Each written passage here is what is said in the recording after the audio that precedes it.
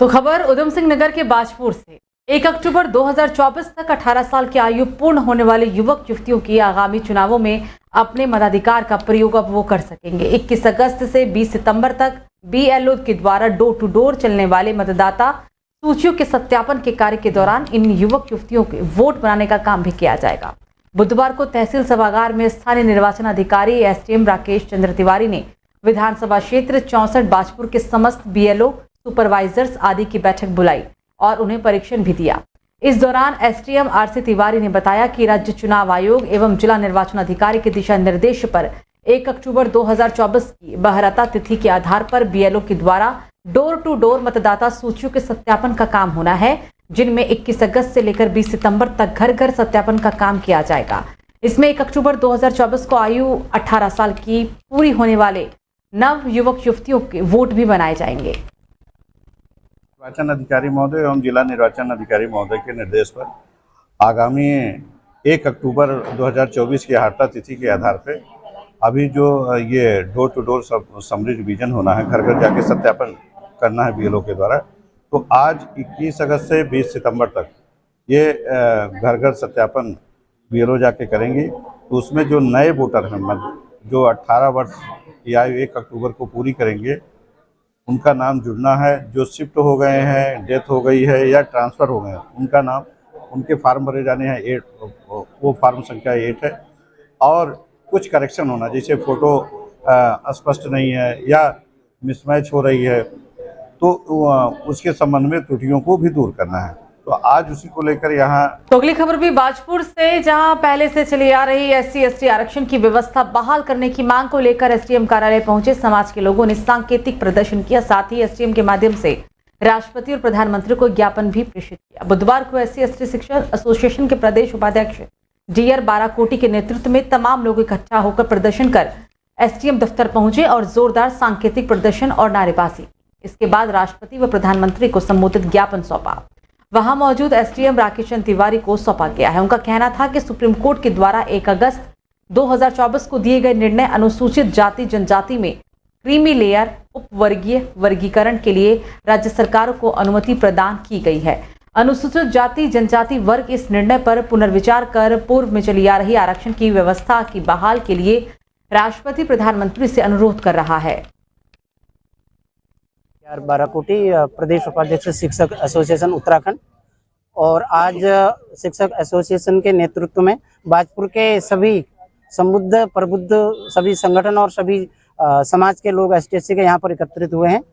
1 अगस्त 2024 को माननीय supreme court द्वारा उपवर्गीय आरक्षण और क्रीमी लेयर के बारे में जो राज्यों को अधिकार दिए हैं, उसका विरोध के रूप में यहाँ पर एक सांकेतिक धरना और प्रदर्शन और ज्ञापन कार्यक्रम था, जिससे लेकर ये पूरा समाज असंतुष्ट है, क्योंकि यह व्यवस्था राष्ट्रपति जी के अंदर संसद के माध्यम से आती है और राज्यों को तो बिल्कुल भी नहीं आती है। और जो क्रीमी लेयर का आधार है, यह आर्थिक आधार है, क्योंकि ST/SC वर्ग की आर्थिक स्थिति ऐसा नहीं है। तो उत्तराखंड में जिला उधम सिंह नगर के रुद्रपुर कोतवाली की घटना, यहाँ पर पत्रकार प्रेस परिषद के सदस्य पत्रकार दीपक शर्मा के द्वारा 15 अगस्त सन 2024 को कवरेज करने जाने पर रुद्रपुर कोतवाली में एक दंपति के द्वारा साइबर क्राइम विभाग का पता पूछने पर रुद्रपुर कोतवाल मोहन सिंह दसौनी पत्रकार दीपक शर्मा पर बुरी तरह से भड़क गए और उसके साथ दुर्व्यवहार भी किया, जिसके बाद सभी पत्रकारों ने इसकी निंदा की है। मुख्यमंत्री पुष्कर सिंह धामी के शासनकाल में पत्रकारों पर पुलिस द्वारा अभद्रता करने, उनका उत्पीड़न करने की घटनाएं लगातार बढ़ रही है, जिस पर कोई भी अंकुश उत्तराखंड सरकार द्वारा नहीं लगाया जा रहा है। पत्रकार समाज का एक आईना होता है और इसको लेकर संविधान के चौथा स्तंभ भी इसे कहा गया है, जिसके साथ अमानवीय व्यवहार कतई भी शोभनीय नहीं है। जब पुलिस खुद संविधान का चौथा स्तंभ पत्रकार के साथ उत्पीड़न करती है, तो ऐसे में एक गंभीर सवाल यहाँ पर उठ रहा है। यह एक निंदनीय तथ्य है कोतवाल मनोहर सिंह दसौनी के द्वारा 15 अगस्त सन 2024 के लिए पत्रकार दीपक शर्मा कोतवाली रुद्रपुर में कवरेज करने के लिए गए थे।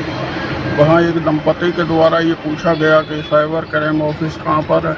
उन्होंने साइबर क्राइम ऑफिस का पता बताया। इतने में कोतवाल मनोहर सिंह दसौनी आ गए, उसके साथ पत्रकार के साथ धक्का मुक्की की और उसके साथ दुर्व्यवहार किया। ये रोज़ आए दिन उधम सिंह नगर के अंदर पत्रकारों के साथ उत्पीड़न पुलिस कर रही है। हम इसकी घोर निंदा करते हैं। हम मुख्यमंत्री माननीय पुष्कर सिंह धामी से ये मांग करते हैं कि वह पुलिस द्वारा किए गए किसी भी प्रकार के दुर्व्यवहार पर पुलिस कर्मचारियों को दंडित करने का कार्य करें और पत्रकारों की सुरक्षा प्रदान करने का काम करें।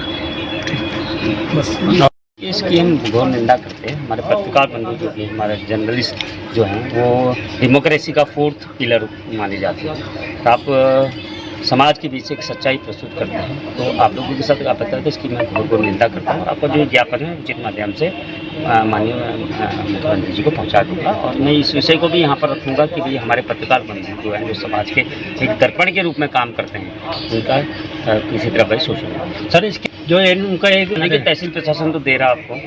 मैं पुलिस को भी रिक्वेस्ट करूँगा कि भैया इनका देखें इनके तरफ ना और इनको एक जो इनका दर्जा है इनके एक प्रोटोकॉल होता है। तो मसूरी में लगातार हो रही भारी बारिश की वजह से काफी नुकसान हो रहा है। मसूरी में पिक्चर पैलेस बस स्टैंड पर भारी भूस्खलन होने से नगर पालिका के द्वारा निर्मित बस स्टैंड पर बने यात्री शेल्टर के साथ बिजली का ट्रांसफार्मर भी क्षतिग्रस्त हो गया।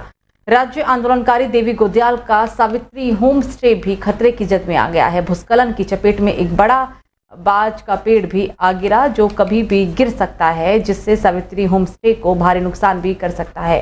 भूस्खलन की चपेट में बिजली का बड़ा ट्रांसफार्मर आने से क्षेत्र में विद्युत सेवाएं बाधित हो गई हैं, जिससे लोगों को भारी परेशानियों का सामना करना पड़ रहा है। लोक निर्माण की सड़क में आए मलबे और फिर पत्थर को हटाकर बाधित यातायात को भी सुचारू किया गया। दूसरी ओर मसूरी राष्ट्रीय राजमार्ग 707 मसूरी टिहरी धनौल्टी रोड पर भारी भूस्खलन आने के बाद मार्ग को बंद कर दिया गया, जिससे लोगों को भारी दिक्कतों का सामना यहां भी करना पड़ा। रास्ता बंद होने की वजह से सड़क के दोनों ओर वाहनों का लंबा जाम लगा रहा। राष्ट्रीय राजमार्ग के अधिकारियों के द्वारा जेसीबी के माध्यम से सड़क पर आए मलबे को हटाकर यातायात को सुचारू किया गया है। रात भर से ही घबराए हुए हैं सब लोग और वो होम स्टे तो बंद ही कर दिया क्योंकि लगातार बारिश भी हो ही रही है और अभी भी बारिश होगी तो अभी भी कुछ और जा सकता है, जिससे जो है मेरा होम स्टे बिल्कुल खतरे की जद में है। बिल्कुल किसी टाइम भी कोई घटना हो सकती है। आपके होम स्टे के ऊपर एक बड़ा पेड़ भी है जो कभी भी गिर सकता है, तो इसको लेकर हाँ, इसको भी मैंने भी फ़ोन किया लेकिन सब लोगों ने कर दिया है फ़ोन, तो कार्रवाई तो हो रही है। कह रहे हैं कि हम अभी आ रहे हैं कटवा। निश्चित ही पिछले साल भी यहाँ पर जो रामप्रिय हाउस है इसके यहाँ पे कुछ पेड़ थे, वो पेड़ गिरे थे और इस साल भी अभी आपने देखा होगा कि कल 1:30 बजे के आसपास यहाँ पर ये घटना हुई है।